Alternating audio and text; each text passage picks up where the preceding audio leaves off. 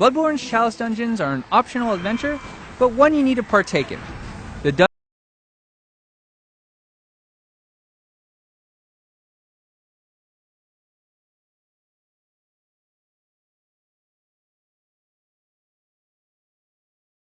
you can receive that you can get in the Chalice dungeons are the Bone Ash armor set, the Madman's armor set, and the Beast Claws.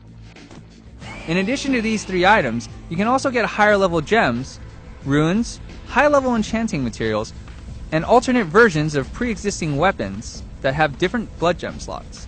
In order to get the Bone Ash armor set, you'll have to get through the central Demarian labyrinth. You'll need to venture past the first layer of the dungeon and into layer 2. Once you've arrived in layer 2, make your way to the boss and defeat the Keeper of the Old Lords, who's wearing the armor you want to acquire. After defeating the Keeper of the Old Lords, you now have the ability to buy this armor from the Insight store. The armor notably has high physical and fire resist. To acquire the Madman armor set, you'll need to acquire the Hintertomb Chalice, which is in the central Demarian Chalice dungeon, in a coffin found on layer 2.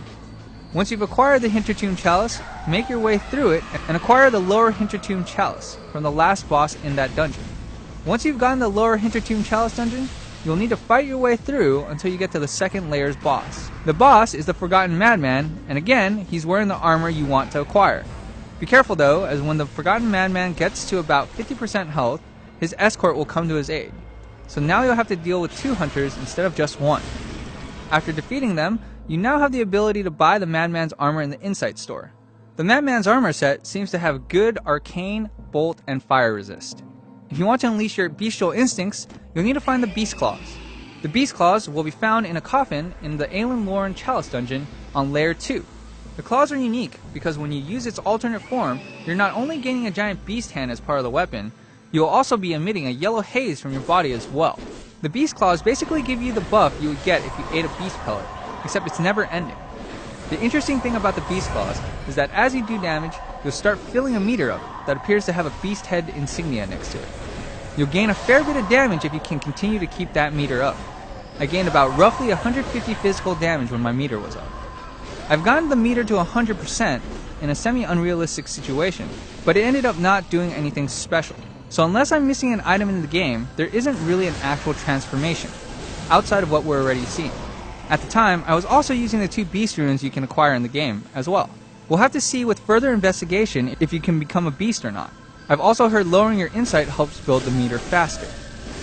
Chalice dungeons also offer high-level gems that you can find that you can't find in the story portion, as well as alternate weapons for you to hunt for.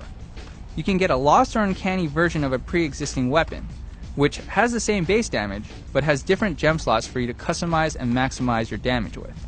Some of the higher tiered curse gems are interesting because you gain tremendous offensive power, but at the cost of something else. You'll also have the chance to acquire blood rocks from the Chalice dungeons, which will give you the ability to enchant your weapon to plus 10.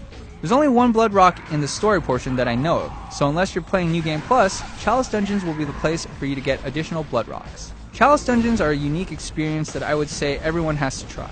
If you happen to have skipped them and are higher level, the first few will be cakewalks, but you'll need to do them in order to get higher level chalices.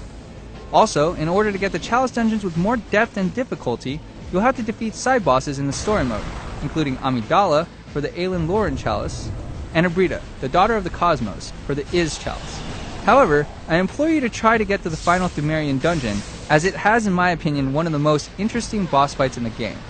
Also, it's pretty creepy.